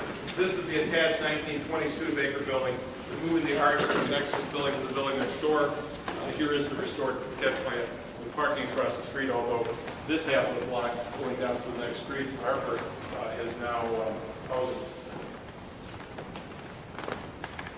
Let's talk about the third floor then. This floor was utilized for the assembly of the company's smaller vehicles. The Model C and F were assembled here from 1904 to 1906. In July of 1906, assembly of the Model N was followed here by the R and S models and ultimately the Model T. Painting and varnishing and trim were also done here. A portion of this floor in the later Ford years also held a drafting area and a photographic unit for metal analysis. But what makes this area most important, of course, is the design and construction of the first Model Ts here in 1907, 1908. But before we talk about that, though, please note the condition of the floor and the paint on the walls. This has never been repainted. This is the original paint. And also, when we get down there, you'll see on each of the fire doors from here down, it still says positively no smoking. You may have noticed that that was in the picture taken in 1905. That was in the book I passed around.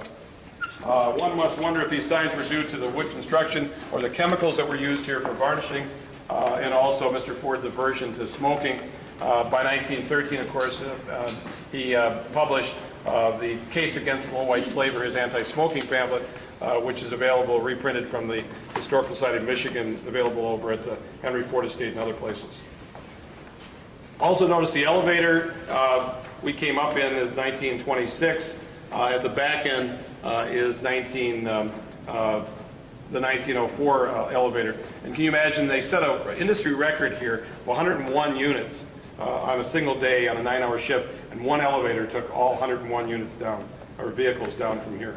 Above the elevator at the back end was a 25,000-gallon tank that fed the original sprinkler system, which is still here. This is all the original sprinkler system, and it's still operating condition, although not hooked up to the tank at this point. Now let's walk down to the other end then. So they assembled them on this floor? Oh, yes, yeah. Smaller bit. So second, third floor is smaller bit. Now, oh, good, you covered that thing. Well, when we acquired this, let me say one thing. The owner, Charlie Wiggins, said one of the things was that we would need to clean the building up. So, I didn't even notice it would be a lunch the other day, but there was flags of beach for all things, 2-story down to a 30-yard dumpster. We put 10 dumpsters out here. And actually, I was only here for 4 of the cleanup days. I don't know about a dozen. What was here, unfortunately? You name it. There was half the space in here. The tenant that had to move out, moved it all. But there was also display stores, kitchens, you name it. Henry Ford Hospital had actually Chrysler, the 3 Chrysler were right over here. They had their life science display for Henry Ford Hospital over here. I think it was all stored on the second or third floor. You had a question?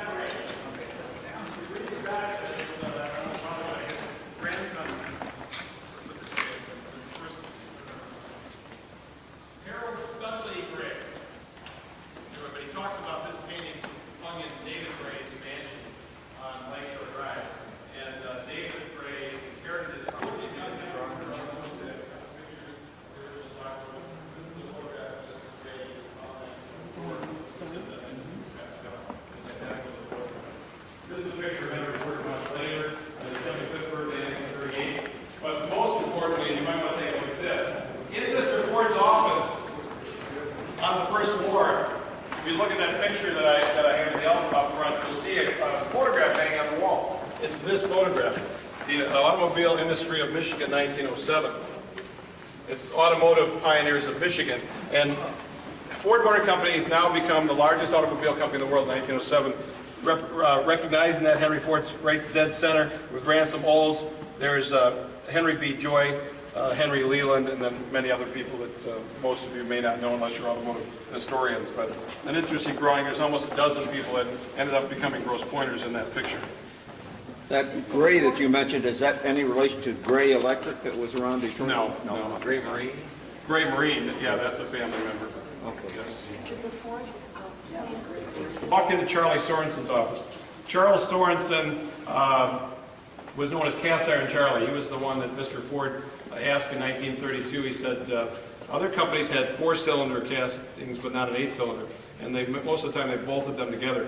He did the first single casting V8 engine. so they always call him Cast Iron Charlie. But he rose to basically be a vice president, but you really didn't have a title at the Ford Motor Company other than Henry Ford and his son Edsel during Mr. Ford's days. But he was with Ford for 40 years and wrote his book, My 40 Years with Ford. But Mr. Ford walked into his office in the pattern department and said to Mr. Sorensen, Charlie, come with me, I want to show you something. On the third floor, Mr. Ford pointed to the corner at the north end, announced that he would build a new experimental room. We're going to start a new job completely. By the way, we don't have a lot of time. Mr. Ford had his mother's grand rocking chair here and would sit and they would draw on a chalkboard in there or on a drafting table the designs, and they had a milling machine and a drill press and so on. So if anybody would like to have their picture taken in this corner in a rocking chair, it's actually my wife's rocking. Sandy, that your mother got that was made by the prisoners at Marquette, and your grandfather gave it to your mother when you were born. Okay. So it's not a Ford, actually it's a prisoner chair. That's right. It's almost an antique now, that's right. But anyway, if anybody would like to have their picture taken at the site of the design of the Model T and the rocking chair, there you go. It always seems to be kind of popular. Okay, the little room was quickly built. It was 12 by 15, which brings it right out to this beam. And in this room was a model, eventually a model of the car, a milling machine, a drill press, and a few other power tools. Mr. Ford had previously asked C. Harold Wills to find him 2 good draftsmen, one of whom, taken from the shop, was Joseph Galan, carefully trained in Germany, previously trained in Germany at Westinghouse Corporation. Mr. Galan, with his assistants, occupied a small separate cubicle, so that drafting table should actually be out here. They were at the cubicle down here. And the blackboard was installed when work began. The doors got blocked. This small group worked day and night on the new plans. Meanwhile, Mr. Wills undertook intensive work on special steels fundamental to the new car. According to Mr. Galan, quote, Mr. Ford first sketched out on the blackboard his ideas of the design he wanted. He would come in at 7 or 8 o'clock at night and see how we were getting along. For about 2 years, we worked on the design from 8 in the morning until 11 at night. For 2 years. He paid them well. Mr. Ford, Ford still worked that many hours, right, Sam? Anyway, Mr. Ford followed the design. My wife's the chief engineer at Ford. Followed the design very closely and was there practically all the time. There was a rocking chair in the room in which he used to sit for hours and hours at a time discussing and following out the developments of the design. While Mr. Ford, Mr. Wills, and C.J. Smith, Joseph Galam, and others worked furiously in the experimental room, Mr. Sorensen worked in the adjoining pattern room, making rough model forms, embodying the ideas and drawings of the group. Mr. Ford could correct and improve a rough model much more easily than a blueprint. He never really learned to read a blueprint very well. As the design progressed, Mr. Ford became even more enthusiastic and said to Mr. Sorensen, quote, Charlie, we're on the right track here now. We're going to get that car out now that we can make in a great volume and with the price way down. These are quotes from Charlie Sorensen's book, unquote. The Model T was the work of about a dozen men. Among them, Henry Ford, Sierra Wills, and Joseph Galam were the most important. The initial design and development phases of the Model T lasted about 10 months. By October of 1907, the first 2 prototypes were completed. One of them was driven all the way up to Mackinac and across into the Upper Peninsula by boat and back down again. The first day that the Model T was brought out of the experimental room, one of our members of the Historical Society of Grosse Pointe is Sarah Ralph, if you know Sarah. Sarah's grandfather was Alexander Malcolmson. But anyway, Mr. Ford made a point to have George M. Holly, the carburetor manufacturer, take him downtown, and they went out of their way to drive right past Mr. Malcolmson's office. Of course, Malcolmson had been forced out of the company in the previous year. I always like to say, Mr. Malcolmson sold out in 1906, shortly after his uncle died, for $175,000. It was 25.5%. If he had sold out to Ford when all the other stock was sold out in 1919, he would receive $65 million. And I said, Sarah, I'm not sure if I'm knowing you then, and she said, well, I'll still be sick. But anyway, on March 8th, 1908, you know what's funny is her mother they would see the Ford grandchildren, behind walls with, body wrappers and so on. Her mother was there, she loved it, but she didn't get along. On March 8, 1908, the first witness described the Model T, destined to be the most famous of all automobiles, was sent to 4 dealers throughout the country. Several dealers protested that there was a mistake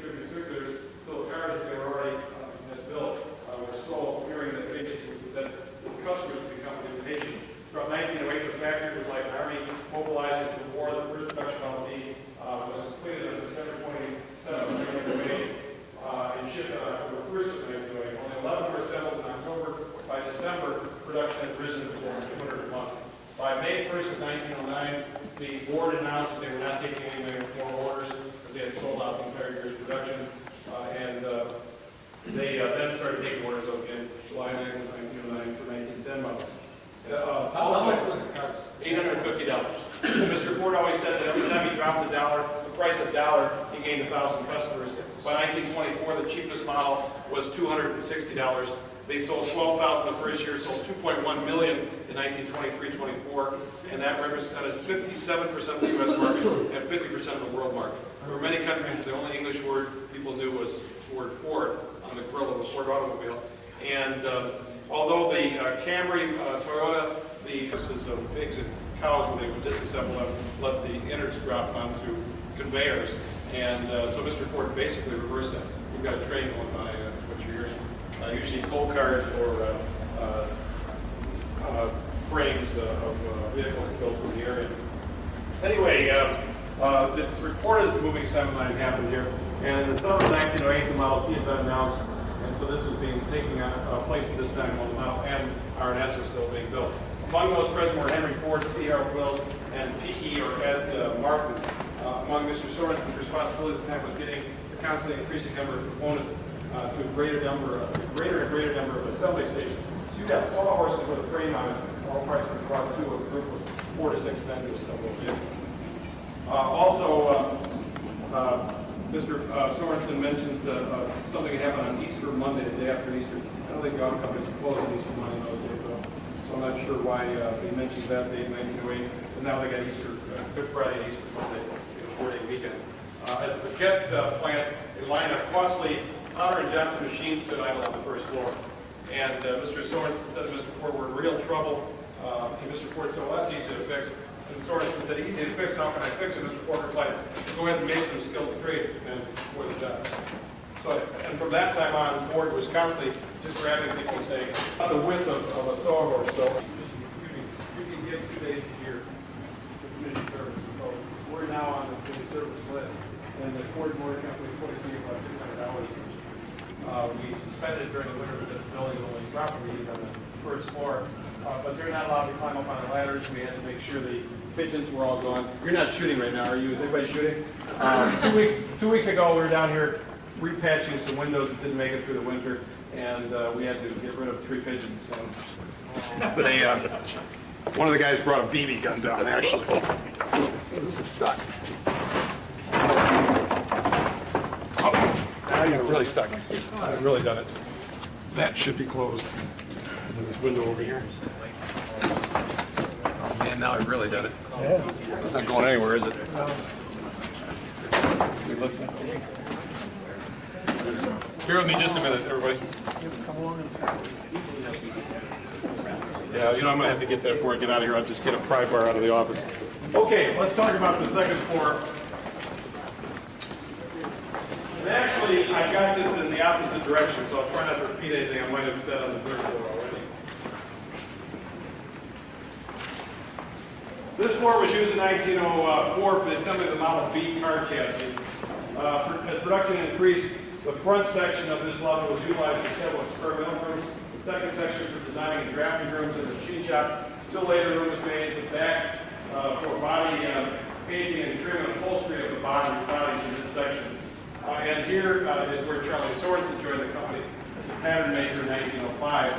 And then Sorensen, as I mentioned, as we just talked about, led the perfection of moving assembly line at Highland Park, production at the Rouge plant. He was in complete control of that and oversaw the construction of the Willow Run B-24 bomber plant in World War II before leaving the company in 1944. And if you're from the east side and know the Helene, which you can rent, that was his boat, 6-foot Helene. Yeah, that was Charlie Sorensen's yacht. He was down at Miami Beach after he retired at his place down there. And he wrote the book, My 40 Years Before. John King has 4 copies on the shelf right now. So did he live in Grosse Pointe? No, he never lived in Grosse Pointe. But Russ Koenig, who lived in Grosse Pointe, was married to his granddaughter for many years, and he still lives in Grosse Pointe. Here also Ed Spider Huff, and Huff was the one that rode in the 1901 race on the running board, up and give the car ballast. And Mr. Ford won the only race with the 999. But Mr. Huff had also helped him build the quadricycle, and Huff had an experimental room here.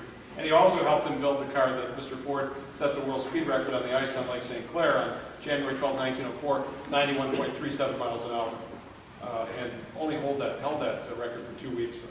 On June 4th of 1908, Ford workers set an industry record on the second and third floor of fully assembling 101 model N's and S's during a 10-hour shift. And shortly after this record, Mr. Ford was quoted as saying, quote, "The time is only measured in months when this 100 figure will be multiplied by 5, unquote. He would not have made such a prophecy if he hadn't had the plans to moving some as early as 1908 and thoughts of a bigger plant like Highland Park. Highland Park. What year did he make that? He made that statement on June 4th of 1908. So that would have been 12 years to the day after the quadricycle first broke.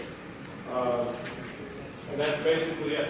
Questions at all? Let's go ahead and walk out back down through here. That's it. And those columns here are wood. This was done by Studebaker later on, by the way. By the way, the Ford Motor Company started moving out in 1910, was gone by the end of 1910. Everett Meskers in Flanders, EMF, purchased the building, along with the Wayne Automobile building in the next block. And EMF was then absorbed by Studebaker. Studebaker was still building nothing but wagons in South Bend, Indiana. And they built the entire next block in the teens and 20s and built the attached parts building attached to this building in 1920. By 1920, they'd already started building automobiles and almost had shut down wagon production in South Bend. And in 1933, because of the Depression, they finished moving all of their production of automobiles to to South Bend, and they sold the building to 3M. 3M had this building until 1963, and there's been a variety of owners since. But no automobile production occurred here after Ford moved out. By the way, Mr. Flanders had been head of production at Ford, or a production manager, I should say, from 1904 to 7, before leaving to join with Mr. Everett and Mr. Metzger in EMF. And That was your automobile company also? Yes, EMF. By the way, when you leave, if you go back out, you got to turn right on Brush, make an immediate left after you go into the railroad tracks on Milwaukee, look back at the back of the next block, and you'll see Studebaker Corporation, 3 places in the back of the building. At the far end, closest to John R., you'll see the letters E and M. The F just flaked off recently. And of course, that name was discontinued in 1983. Anyway, the Detroit Historical Society, though, is coming in tomorrow, and we did get a screen and these chairs from, there's a retired Ford Engineering Management Association. I can't think of the right term for them. But anyway, I think it's Bureau, but anyway, it's a Ford employee, engineering employee retiree. But they're going to be coming in tomorrow and getting Jerry's full slide presentation. At this point, the reason I brought you down here, the attached building is being rented this floor and up by Henry Ford Hospital. They have a 5-year lease. And you can see the medical records, and probably some of them dating back to your father's time. Anyway, all kidding aside, they probably are, because they're supposed to all be here, all the historical. But they are supposed to be putting these onto disc. And we asked them a few months ago, and they said, we have more paper now than when we started 5 years ago. They're coming in faster than they're budgeting to scan on disc. So who knows when they'll move out. That's the attached building. And this is the roof, basically, of the vault in Mr. Ford's office. And it said that by 1907, Mr. Ford didn't like being right down there by the street where people could get to him, and this became his office in this corner with another vault built above that one in this corner, although it's no longer here. Yeah. And very, very little. You work only day shift in basically the natural light, and that's why the building is so long in there. Most buildings are like this. This is almost New England mill construction building, efficient to do. We're just getting into electric lighting. So now they also,